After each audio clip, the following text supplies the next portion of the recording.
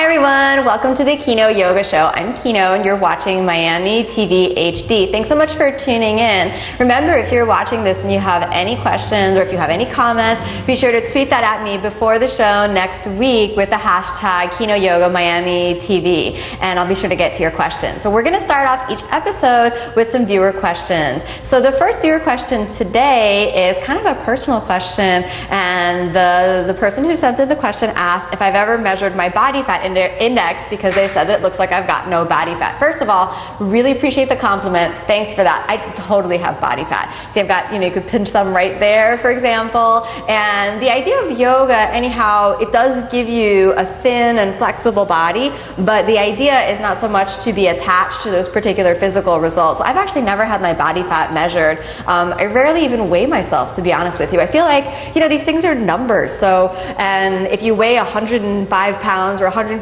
pounds, what does it really matter? If you feel good in your own skin, you can be super skinny and be really awkward in terms of your body. I think it's way more important that you feel good. And the yoga practice is all about feeling good from the inside out. So I've never gotten that body fat measured index or figured out, exactly what that proportion is. I'm not too strict about stuff like that. Instead, I feel like the yoga practice helps me live a really balanced life. And in that balanced life, it includes acceptance of myself and my body for who I am. Now, I did, before I was doing yoga, I went to the gym and I was really kind of focused on physical results, and I totally get that. If you're there, I was doing that for a while, but I felt like for me, the more I focused on physical results and this sort of thing, like calories and how many calories I'm burning and this sort of thing, the less results I actually attained. And when I started doing yoga, it was this big cleansing process where, wow, I just let go of all of that. I let go of dieting. I let go of, following any particular, fad diet or something like this. I tried them all actually before I started yoga. I did like the Atkins diet. I did the no carb diet. It was kind of the same thing. I did, I grew up with my parents doing Nutrisystem and all sorts of crazy diets like that. And I felt like, I tried them all. And when I came to yoga, I really wanted to just be me. And what's really interesting about that is if you trust who you are, and you trust that you're perfect, you're a miracle. Just the fact that you're alive. This is one of the most, esoteric and also real grounded benefits of the yoga practice. If you trust that, then you can also trust your body to be balanced in and of itself. Now, that of course doesn't mean that you should just eat a bunch of, waffles and French fries just because your body says, those are yummy. The idea is to create balance from the inside out. And if you watched the episode last week, you know that I'm a vegetarian, so I'm not super strict within that, but I do follow that more for the moral and ethical reasons of not wanting to harm other beings and out of my love for animals than anything else. So I hope that's a reasonable answer to your question and that you're inspired to do the yoga practice and be who you really are and get real comfortable in your skin. Now, the second viewer question that I'm going to start off with this week is asking about what kind of environment is ideal to do the yoga practice.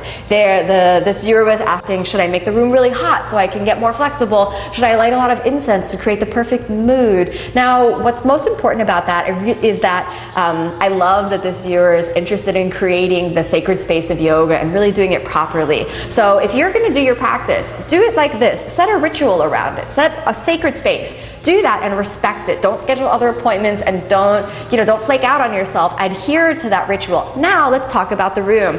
You don't want the room to be too hot. If the room's too hot, you'll start to lose your power and your energy. Now, there are people who are naturally real flexible. If you take that natural flexible person and put them in the really hot room, they're going to get way too flexible. And then the other side of it is if the room is too cold, you're not going to warm up properly. So you don't want the room too cold. You don't want the room too hot. You want the room a comfortable temperature. Pretty much here in Miami, all you got to do is turn the air conditioning off and close the doors or open a window and you got the perfect temperature. If you're watching and you're in some of those northern climates where you experience, like real winter and there's snow and things like that outside, definitely you want to heat the room. I would say somewhere between 80, 85 degrees Fahrenheit is probably the perfect temperature to do the practice with air and ventilation. So if you want to light some incense, you want to get some natural incense, not something that's really toxic and not something that's really overwhelming, because breathing is so important to the yoga practice. You want to be able to inhale and let oxygen be in the inhalation inspiration rather than just the smoke of the incense. Now I like to light maybe one incense, maybe about half an hour before I practice, so the smoke is cleared, and then a candle. So the candle for me creates the vibrancy of the flame and creates the sacred space of yoga. So if you're going to do a home practice, create that space with your intention and follow it through with some actions. If possible, practice in the same spot every day, so you're not, just wandering around the room, and then that spot will be your little yoga spot, and you'll put energy in there every time you practice. All right. So today's class, in terms of the postures that we're going to be looking at, is headstand. Now, wow, headstand. Some of you at home might be thinking, wow, headstand, you're going to stand on your head? You might actually do it today, so put your doubts aside and join me in the exploration of headstand. Now, when I first started the practice, I was so bad at headstand. I was terrible. I fell over every day. I crashed into the floor. I crashed into other people. I crashed into the wall. I left a dent in the wall by kicking my feet up so hard. So if you feel like, wow, headstand would be impossible, I feel you. Go on the journey. Let it take the time it takes. Don't stress out about attaining the goal and just do the work. So we're not going to try to bust out a headstand right from the beginning. We're going to take it nice and easy. Build the shoulder strength, the coordination of breath with movement, and then slowly, slowly build all the way up. All right, hope you're excited. Headstand is one of the most foundational postures in the whole yoga practice. It has deep spiritual benefits that create calmness in the body, and it create a meditative focus that turns the mind inward. So hopefully at the end of the practice today, we might be feeling that. All right, so in order to start, we're actually going to do this on our hands and knees, all right? So, coming onto your hands and knees, we're working with the shoulders, all right? Now, take your hands forward. They don't have to be off of the mat. They can be right on top of your yoga mat. That's fine. Somehow, I like my knees on my yoga mat, but you'll be solved if you just do this forward from your yoga mat. Okay, now from here we're going to work on activating the rotator cuff muscles. Make sure that your hands are shoulder width apart, your knees are hips width apart, and then spin your elbow joints forward. So just watch that with me for a moment. Spin your elbow joints forward, and then exhale, wrap your hands down and press the elbows into the ground. Melt into the floor. Activate latissimus dorsi and get your shoulders nice and strong, and inhale, take your shoulders forward over your hands. Good. And let's do it again. All right. Elbows, squeeze, squeeze, squeeze. Now, I really start to feel this activating the rotator cuff muscles, but it's just kind of easy to cheat on this one. Don't worry, we're going to make it harder, and then you're going to really feel the shoulders working. All right. Inhale, let's take it up and forward. Let's just do that one more time. I'm feeling like this is too easy. Maybe you agree with me, or maybe you feel it in the shoulders more than I do. All right. Inhale, let's take it all the way up. Okay, if you're ready to make it harder, I'm ready to make it harder. We got to get those shoulders working if we're going to do headstand. Curl your toes under, press back to downward facing dog. Here we are in downward facing dog. Let your head relax for a moment. Let's take a few breaths here. Suck your belly strongly in, and then let's look forward to the hands. All right, we're ready to turn up that activation on the shoulders. We're going to do it one by one. Lean over to the left, and then melt your right elbow into the ground. Lean into your right elbow, and then let's melt the left elbow into the ground. Keep your pelvic floor nice and firm. Press through the arms, and now let's take the arms up. Straighten the left arm, lean to the left, straighten the right arm. Good, did you feel in the shoulders? I think we could do it one more time. Let's start off with the left. Left one goes down, melt that elbow down. Right one goes down, melt that elbow down. You starting to feel the shoulders? I am a little bit. I still think we could do a little bit more intense. Lean over to the left, take it up, lean over to the right, and take it up. Let's press back to downward dog. Let your shoulders relax for a moment. Nice and steady. And now, are you ready for the real challenge? We're going to go for both. Many people find this real challenging, but this is super important for headstand. You don't want the weight in headstand to be crushing into your head. You want it to be in the shoulders. So take the hands, take the palms down, shoulders a little forward, and this is the test. Are you ready? Okay, do it with me. Squeeze your elbows together and melt into the ground. And then inhale, squeeze your elbows together, melt all the way up. Do not let your elbows pop out to the side. Okay, we got to do it again. Squeeze those elbows together. All right, and then inhale all the way up. I'm starting to feel it. I hope you are too. You want to feel that right here, right underneath the shoulder blade, right through the deltoid. Okay, one more time.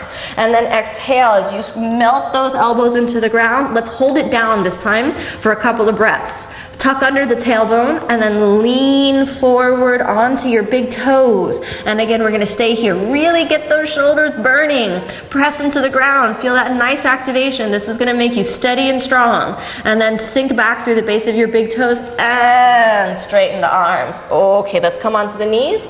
Child's pose. We're going to rest. As you're in child's pose, I'm going to squeeze your knees together and sink through your hips. All right? Then reach your hands forward and relax.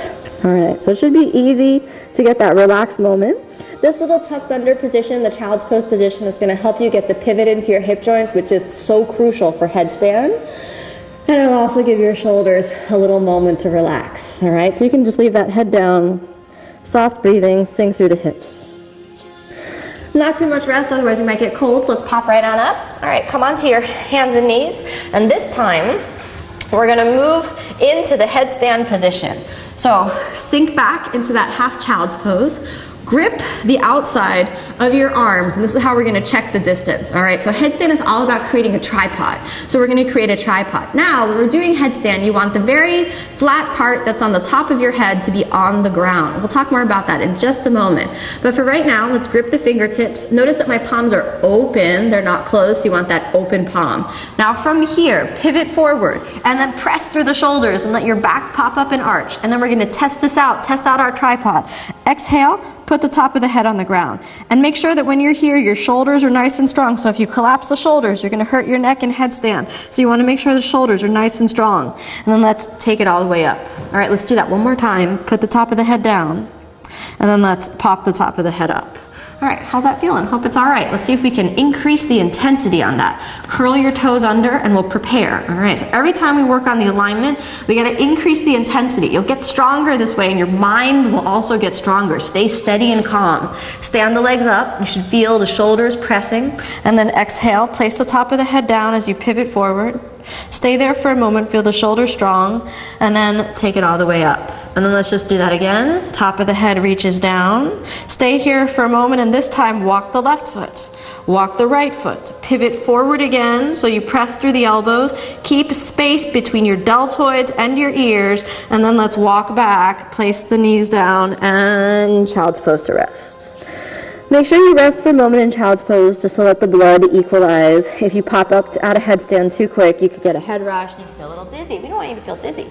Now, the other thing that's important is when you're doing headstand, you want to make sure that you have the flat part that's on the top of your head on the ground. I mentioned that before, and now let's just get real clear on what that is because I want you to do it properly, okay? So, in a comfortable seated position, take your hand, your right hand, and place it right on top of your head.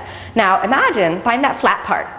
My head has a pretty strong flat part. See if you can find that too. If you've got, a very egg-shaped head, it might be hard to find that flat part. Now you'll know you found the flat part because now when you take both hands and press down, you should feel that there's no pressure in your neck. The weight is just distributed along the center line of the body. And you want to imagine that you could balance like 100 pounds right on top of your head. If you've ever been to India, I've been to India a lot, there are women who carry, their full load of whatever they're carrying right on the top of their head. So you want to have that same position. That's where you want your head to be in headstand. Now, to make sure that you understand where not to put your head, if you take your hand to the front of your forehead and press upward, you can feel that's already starting to crane your neck and your neck muscles get tense. Do not try to do headstand in that position. Then take your hand to the back of your head and then push back and you'll feel, oh, again, the neck is straining. No neck straining in headstand. Find that sweet spot in the middle. Give it 2 hands and get nice and stable there. That's where you want to be in headstand.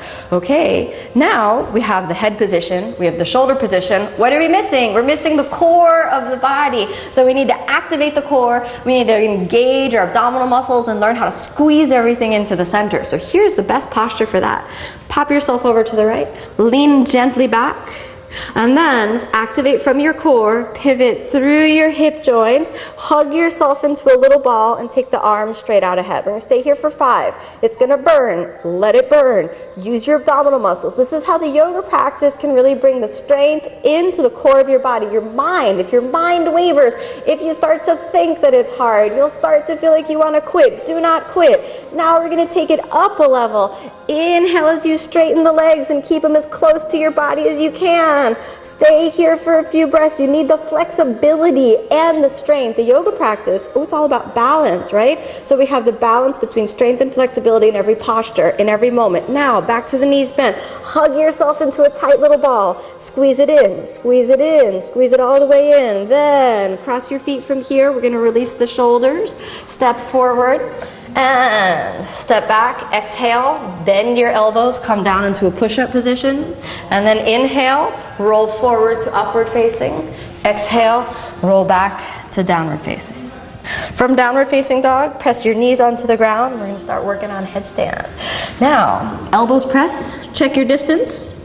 After you check the distance, maybe 5 or 10 times, you might want to just know where your elbows are. My elbows are not getting any longer. My arms aren't getting any longer. I might like that. I might like to be a little taller, but my bones are pretty much going to stay in place from now on. So now get your hands, open palm, and create that tripod. Pivot forward through the knees, press through the elbows. Then, exhale, place the top of the head down, get nice and cozy and set up there. Curl your toes, stand those hips up, walk, walk, walk. Now, press through the elbows as though you could lift your head off the ground, and then take your left knee and squeeze it into your chest, just like that little ball that we did on the ground. Point your left toe up to the ceiling. Nice and steady. Don't waver. Let your mind be calm, centered, and focused. Find yourself gazing right at your mat, and then let's take the left foot down. Now find that right foot and squeeze the right knee into your chest. Be sure that the knee is in the chest. Always, usually in a class, whenever I say to pull the knee into the chest, someone lifts the leg up here. Don't lift the leg up here. Pull it into your chest. Why would you lift your leg? Because you're thinking about doing a headstand. Right now, we're thinking about squeezing into the core. Now, here's the real test. Pull your left knee into your chest, and then inhale, pivot forward, and here we go, half headstand. Do not try to come all the way up. In fact, if you're a little afraid of this posture, go to a wall to make sure that you don't go all the way over. Press through the shoulders, and we're just going to stay halfway balanced. Pull it into your core, activate your abdominal muscles, and then slowly one foot down, the other foot down, step it all the way back, and relax. Child's pose. So if you're afraid of falling, that's a reasonable fear, but it's a fear that you got to get over. If you're afraid of falling, probably you're afraid of going too far forward. I had to fall over every day for like 10 months before I could find the balance. You can go to a wall for a little while to make sure that you don't go over, but more important, if you're calm and balanced in your approach, then no problem, you'll find the balance. So let's see if we can get all the way up into a headstand. Wow, you believe you can do it? You need to add that missing element of faith. If you could do all the movements that we did so far, 100% you can do this. You just got to believe in yourself. Let's put all those pieces together. Okay, so starting off with the elbows down, let's check the distance. Then interlock the fingers, palms down, elbow press. Remember your deltoids, these muscles, they gotta be firm. I didn't have this muscle before I started yoga. It felt like it was atrophied. It didn't exist. I really developed that over my whole practice. Then press, press, head, top of the head to the ground. Start to believe. Don't get stressed. Don't psych yourself out, all right? Just walk in. Don't try too hard. Don't try too little. Now, send the right knee into the chest. And if you want to, this time you can give a little jump and jump your hips over the foundation of your arms. Here we are, half balance.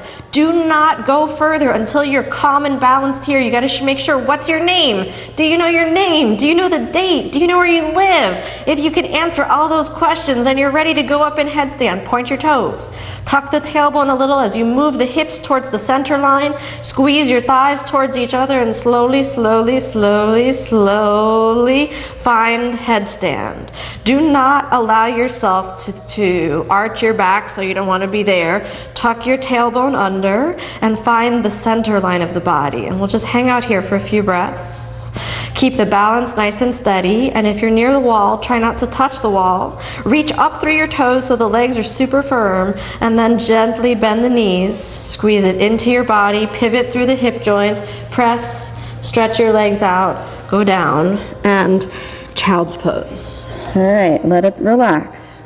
Now some people ask me, Is it okay to kick up with one leg at a time into headstand? I recommend you don't try that because you're gonna kick up with the leg that's a little more flexible, and it's a high likelihood that you're gonna tweak your back or throw yourself over with too much force. If you do it in the way that we just did now, you'll be able to really activate through the core of the body, and you probably will not fall and you'll actually do the headstand. Okay, let's come all the way back, and we're gonna do one more activity that's gonna connect your shoulders in through the core of the body. You need to have a towel, all right? If you are practicing on a carpet or in a carpeted room, you might be able to do this activity just on the carpet, but if you've got a wood floor, you wanna make sure to do this with a towel. Now, you're going to fold your mat into half the distance, so you have a half mat. So you gotta make a little construction. It's like a little construction project, okay? Then open up the towel, place it down here. Okay, you might be wondering, what is gonna happen with this towel and this yoga mat? All right, so here we are.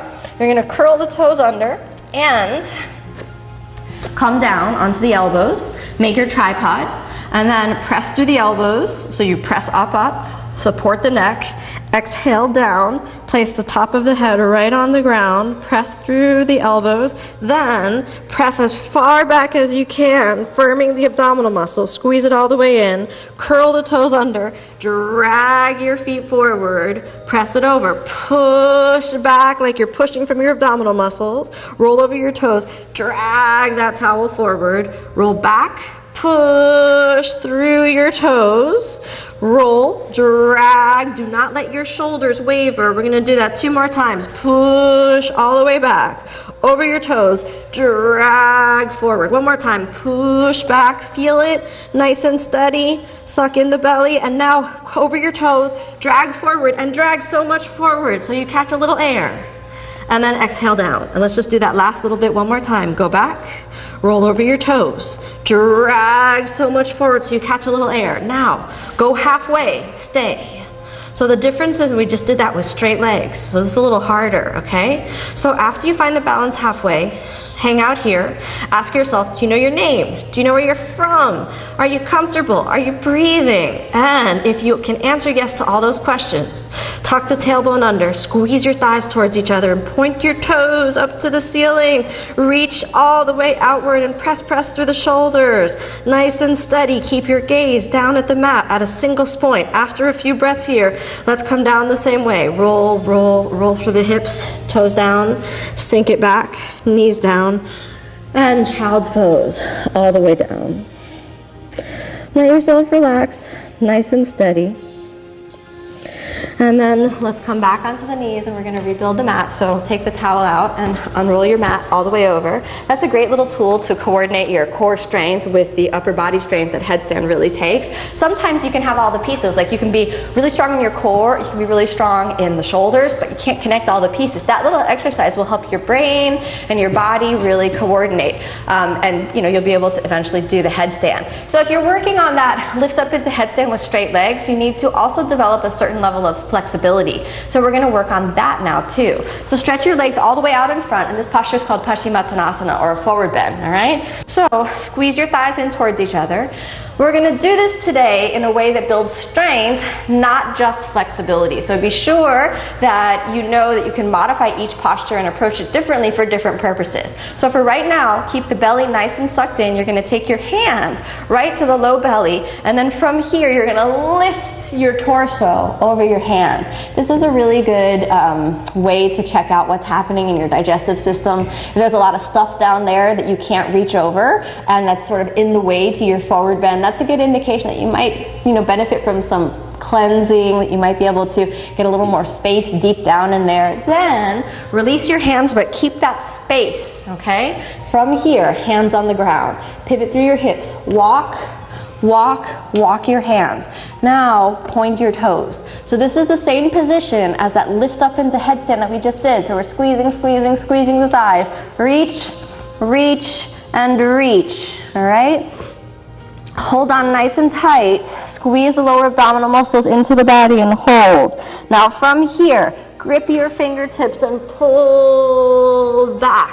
And that's that same motion to lift up. Walk, walk, walk, and walk. And we're going to do that again. Point your toes. Squeeze your thighs into each other. Grip the fingertips. Pull back. You want to stop right about middle of your calf. Walk, walk, walk, and walk. So again, we're coordinating the core of the body into the strength of headstand. Grip the fingertips, roll back. Good. Now, bend your knees. We're going to do one more headstand. Now we should be able to make everything really, really come into play. So, onto your hands and knees. Now from here, let's see if we can coordinate everything that we've been doing up till now. Spin your elbows forward. Exhale, place the elbows down. All right. Notice I didn't check my distance now, because again, the elbows, they didn't change position. Interlock the fingers. Press through the elbows and exhale, top of the head down. Now, press up, walk, walk, walk. And this time without the drag. Press through the elbows, suck in the belly, and pivot forward. And the moment that you feel the weight pivoting forward, press through the elbows to pick yourself to that half balance. Firm the abdominal muscles, tuck the tailbone, and roll all the way up. Find your balance, steady, don't overarch, find the center line of the body, and now from here we're going to test it out. Suck the belly in and exhale, lower as low as you can, potentially touching the floor, and then inhale, almost like a sit-up that you're doing in the headstand position. This is going to test your balance, it's going to test your limits. Who do you think you can be if you can do that the whole movement? Flow through it nice and steady. Exhale down, inhale, use your core. Take it all the way up, use the back muscles, use the core muscles. Let's do one more of those. And pivot right through the hips. If you can do this movement completely fluid, then this will help all of your inversions, not just headstand. Hold it steady, hold, hold, hold. Point up through your toes and pivot through the hips all the way down and knees down. Now if you felt like, oh my God, that was impossible, that was like magic, I totally feel you. That's what I felt like first time I did headstand. That's what it felt like for me when I saw someone doing that. But if you practice, remember it took me 10 months to balance and headstand. Do these techniques every day, and then you'll feel the benefits of headstand really starting to accrue. You'll get more calm, your shoulders will get stronger. And the day that I balanced in headstand, it was like, wow, I felt like I could be more emotionally balanced as well. So you might find something similar. Now, if that was all easy for you and you want to take headstand to another level, there's a perfect posture that comes after, which is a forearm balance known in Sanskrit as Pincha Mayurasana. So let's see if we can work on a little bit of those principles. Now this is harder. So for any of you guys with strong shoulders, you might feel like you're ready for that extra challenge. So here we go. Instead of the head on the ground, the head will remain off the ground. Ooh, we can almost have like a dramatic drum roll that would follow. Okay, so here we go. We walk and walk and walk, press through the elbows, just like we did in headstand, pivot forward, and see if, it might be possible to lift up off the ground in the same way. Now some of you might think, why is she showing off? What's that about? But this is where you can go. It's meant for inspiration. And for those of you who thought headstand was easy, you'll know there's always a place deeper that you can take it. And then pivot right through the hips, press through the elbows, down, down, down, and child's pose. Good, so hopefully that was fun to try, not deflating. And when you begin to practice headstand, or more regularly, you'll get more confidence. Now, one thing that we didn't talk about was how to fall. I recommend you don't fall. I think that's probably the best solution. But finding the vertical line through the body can be a little hard, so use the wall, get someone to spot you, and of course, learn how to fall. Maybe we'll take a look at falling in another class. That was good for today. Curl your feet under, and let's lie down and release the shoulders a little bit, because that was a lot of shoulder work, okay? So, lying down from here, nice and easy, you're going to bend your knees, take your hands right near your heels, lift your hips forward, roll, roll, under, interlock the fingers, and easy, simple bridge. All right, so this is just helping the pec muscles and the deltoids release, rolling the shoulders nice and towards each other, and after a few breaths, let's sink it down. Just again to release the shoulders, pull that right knee into the chest, pivot over, and now to release the pec muscle all the way over to the side, and easy gaze towards the right. We won't stay here too long, just enough to feel the activation, release through the fingers, pull it back in, and down. We're going to do the other side. Left knee into your chest, Twist it over, this easy reclining twist. Align your hand with your shoulder and release the whole torso. Make sure the pec muscles release, make sure the deltoids release. You don't want any residual tension in your body after all that upper body work, connection through the core that headstand's really about. Okay, let's come all the way back in and stretch out your leg. Roll the shoulders open and close your eyes. This is what it's really all about, this relaxation at the end. The more you use your whole body, the more that it will relax at the end. So whenever you feel your body working in the yoga practice, don't think, oh, I'm doing something wrong. Think, wow, the relaxation at the end is going to be so good. Let a soft smile come over your lips. Know that you did really good work today, that you gave it your all, that you're building the foundation of a stronger, more happy you inside of the yoga practice. After a few moments of relaxation, you'll notice that your breath is softer and more refined, and your mind and the quality of the thoughts is more free. With that gentle awareness, like the seed of your own little lotus garden inside of your mind, sort of being watered by the practice and eventually coming to bloom, wiggle your fingers and toes and bend the knees and the elbows.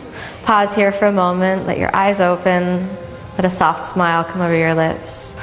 Pull the knees into your chest and roll over to the side, supporting the neck and all the way back up to a comfortable seated position. Good. So remember that headstand's a lifelong journey. Really, the whole practice is a lifelong journey. You never want to go for instantaneous results. This is one thing that I've really learned from the yoga practice. If you're humble and you're willing to put in the work, meaning if you're willing to work on the tools, the foundation, rather than needing to achieve the result right away, then everything is possible. You don't know how long it's going to take you to balance on headstand. You might have done it today. You might do it tomorrow, but it might also take you a long time, like me. It might have take you 10 months or maybe even longer. You might struggle with the posture. Know though that if you struggle, it's going to be so much more meaningful to you when you do actually attain that posture. Everything that is difficult for you in the yoga practice is your possibility for transformation. Don't run away from difficulty. Don't run away from strength, the deep work that can make you stronger, that can make you a more healthy, more balanced person.